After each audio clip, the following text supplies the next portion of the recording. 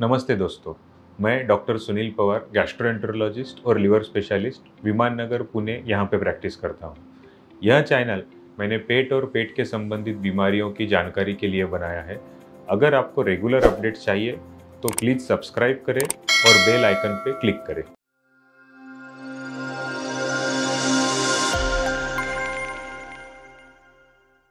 आज का टॉपिक है हेपेटाइटिस बी और pregnancy.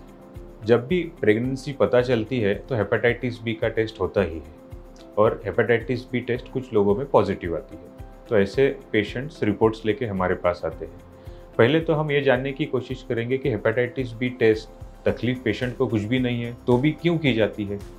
Hepatitis B test pregnant females में इसीलिए की जाती है ताकि हेपेटाइटिस बी बच्चे को होने से रोका जा सके। इंडिया में वर्टिकल ट्रांसमिशन जैसे कि माँ से बच्चे को हेपेटाइटिस बी ट्रांसमिट होना गर्भ के समय और डिलीवरी के समय, यह एक इम्पॉर्टेंट रीज़न है। इसीलिए हेपेटाइटिस बी प्रेगनेंसी में टेस्ट की जाती है ताकि हेपेटाइटिस बी बच्चे को ट्रांसमिट ना हो।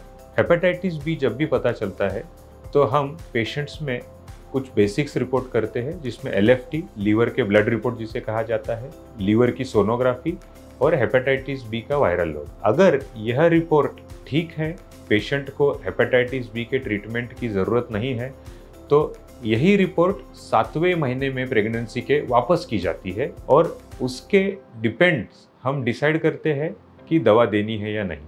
अगर 7वें महीने में पेशेंट का हेपेटाइटिस बी का viral load more than 2 lakh है, 2 लाख इंटरनेशनल यूनिट पर ml, इससे ज़्यादा है, तो भले ही पेशेंट के लिए, मदर के लिए हेपेटाइटिस बी की दवाई की ज़रूरत नहीं है, फिर भी बच्चे को बीमारी ना फैले इसीलिए मदर को हेपेटाइटिस बी की दवाई चालू की जाती है, जो कि प्रेगनेंसी ख़त्म होने के बाद भी कम से कम 3 महीने तक कंटिन्यू की जाती है। दूसरा सबसे इम्पॉर्टेंट पहलू है और जो हमें बार बार क्वेश्चन पूछा जाता है, मोड ऑफ डिलीवरी क्या होना चाहिए। मतलब डिलीवरी नॉर्मल वजाइनल डिलीवरी होनी चाहिए या सिजरियन सेक्शन, सी सेक्शन होना चाहिए। मैं आपको यह बार बार मैं हमारे पेशेंट को कहता हूँ, आपसे भी यह निवेदन करता हूँ कि हेपेटाइटिस बी पॉजिटिव है, इसलिए आपका मोड ऑफ डिलीवरी डिसाइड नहीं होता है। वजाइनल डिलीवरी होनी है या सिजरियन सेक्शन होना है, ये प्योरली ऑब्स्टेट्रिक रीज़न पे डिसाइड होता है। हेपेटाइटिस बी होने से कोई एक डिलीवरी ऑप्शन अच्छा है और दूसरा नहीं, ऐसा नहीं है। जब न्यूबॉर्न इस दुनिया में आता है तो हेपेटाइटिस बी उसको ना हो, इसलिए और हमें एक खबरदारी बरतनी होती है, जिसमें न्यूबॉर्न को पैदा होने के विदिन 12 आवर्स हेपेटाइटिस बी का वैक्सीन लगाना होता है और एक हेपेटाइटिस बी का इम्यूनोग्लोबुलिन आता है, वो लगाना होता है।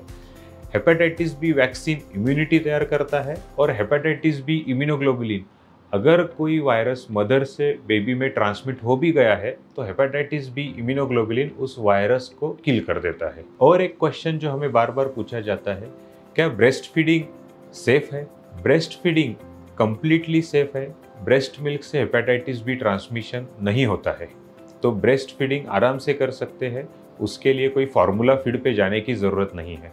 तो हमने देखा कि मदर टू चाइल्ड प्रिवेंशन के लिए 7वें महीने से दवाई चालू की जा सकती है। बच्चा पैदा होने के बाद उसको वैक्सीन और इम्यूनोग्लोबुलिन दिया जाता है। इससे ऑलमोस्ट 99.99% हेपेटाइटिस बी प्रिवेंशन हो जाता है। फिर भी 0.01% रिस्क के लिए जब बेबी 2 साल से ऊपर का हो जाता है तो उसका हेपेटाइटिस बी का टेस्ट करवाना चाहिए।